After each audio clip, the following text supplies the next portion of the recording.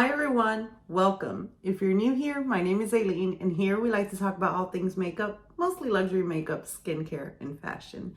So today it's all about the Guerlain Holiday. As far as the collection goes, there is a customizable jewel lipstick case, a bronzer, and an eyeshadow palette. As far as what I picked up, I only picked up the palette. It is the first time I will be trying the Guerlain eyeshadow formula, so if you're interested, then keep on watching. But before we go, don't forget to like and subscribe and join the family. Let's get to it. As I stated, I did pick up the Ombres G, which is the eyeshadow palette in 777 Golden Stars. And it does come in this velvet Guerlain sleeve. And the packaging is mirrored and it is gold. It opens like so, like the Tom Ford palettes. And this is the color story. It does have a decent sized mirror. It does come with 2 little applicators. It is made in Italy and it does have a 6-month shelf life. And here are the 4 shades. And as far as, they seem to swatch really well. As I stated, this is my first Guerlain palette. I wasn't sure if this was a formula I was interested in trying, but this swatched beautifully. I believe the camera's just picking that up beautifully. I'm excited for this one. I am excited for it. However, these 3 are shimmers. This is a matte, and they do have little tiny micro glitters, which I'm not the biggest fan of, but as long as they don't get everywhere, I'm okay. So let's give them a shot. I will insert a photo. I'll also have it up on Instagram of the swatches on my skin tone, my daughter's medium skin tone, as well as deep skin tone, and I'll pop that up here, and I'll have it over on Instagram as well. Let me know if those swatches are helpful for you. I always try to do it on multiple skin tones. Sometimes I can, sometimes I can't, but I always try. So if it's helpful, let me know down in the comments and I'll definitely try my best to continue doing so. I did not prime my lids because I'm interested in seeing how this is going to apply, but I am going to start with the first shade and place that, and it seems to be applying well all over the lid.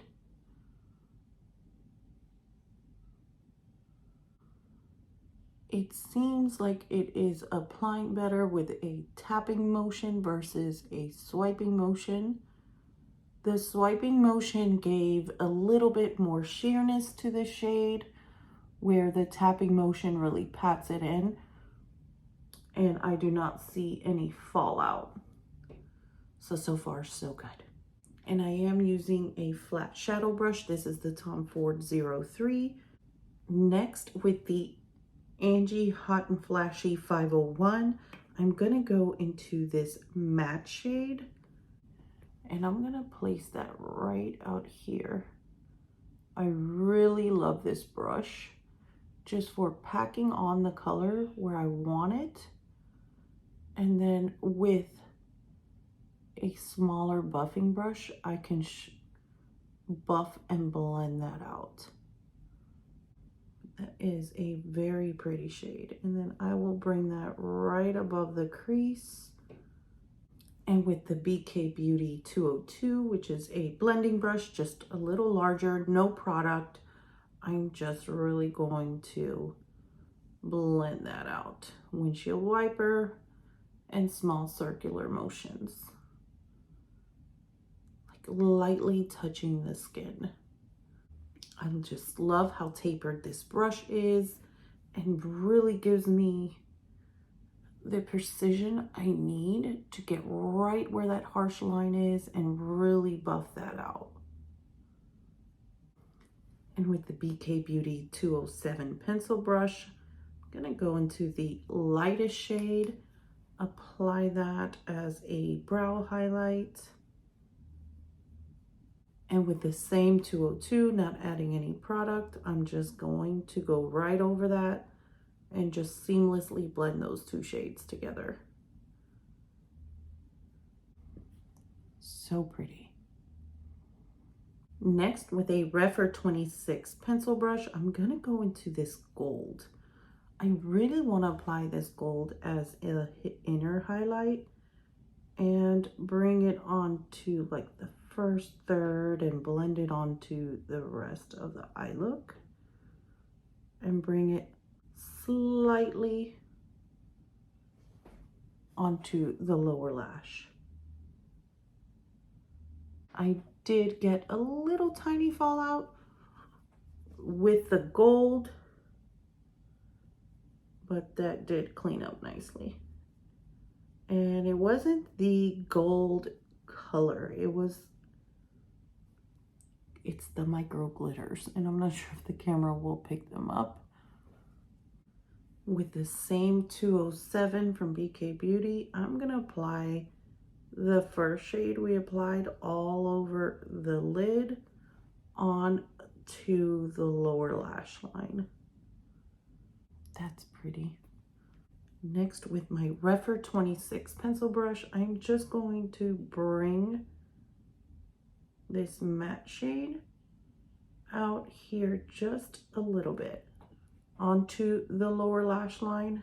I really like that other shade all over. And there's the final look. That was quick, that was easy. I'm not a fan of the micro glitters. So if you're not a glitter girl, this is not the palette for you. I'll tell you that right now. And if you're okay with glitter, you're on the fence, then definitely just do your eyes first before your base. I'm one that likes to do my base before my eyes. So that's why it bothers me, just seeing all the little micro glitters all over. And I'm not sure if the camera's picking them up. Let me do the other eye off camera and I'll be right back. Okay, I'm back. So here's the final look with eyeliner and mascara.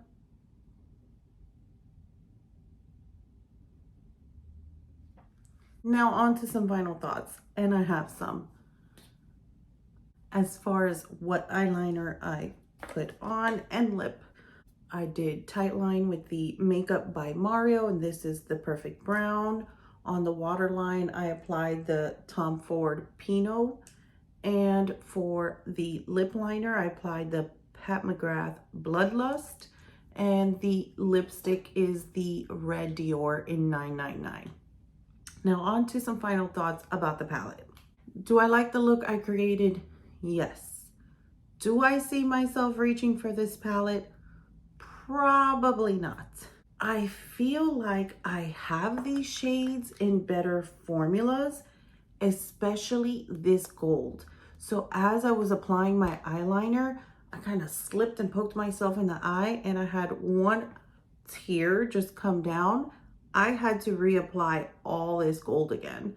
Like, I have formulas that my eyes could water and it's not gonna budge, like it's gonna stay. So I had to just kind of hold my finger there. It didn't run down my face. It was just completely gone. And then on this eye, I applied my liner, my tight line, my liner, my mascara, and the gold was just already starting to fade. And this was 20 minutes into the first eye look, so probably 10 minutes into the second eye look. This gold, it's not like one that just sticks. I will have to try it with different primers and see how it grips. But as far as the color story, yes, the color story is nice.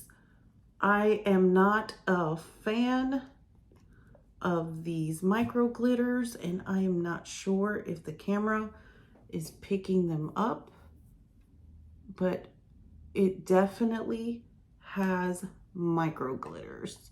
And if you're a contact wearer like myself, that's just something you try to stay away from. You can kind of see it there on the gold as well. And you can definitely pick up those micro glitters. And now that I've swatched them, those micro glitters are left behind on my fingertips. So that's what I'm not a fan of. I don't see myself purchasing Guerlain palettes if this is the way the shimmers are. That's just me personally. Is it a nice color story? Yes. Do I like the look I achieved? Yes. I'm pretty sure if I either applied a glitter glue or a primer that has some stick to it, it may perform better. But in my personal opinion, if I'm paying Guerlain prices, I expect top-notch performance like the Dior Quints. I know I don't have to put on an eyeshadow primer for those Dior Quints, and they're not going to budge. They're not going to go anywhere. They're going to look freshly applied all day. I can't say that for this palette with no primer. So again, here is the finished look. It is pretty. It is nice. I feel like I could dip into a few of my Dior palettes and get this same look. I wish it didn't have those micro glitters and it was like just a true shimmer, like a foil shimmer.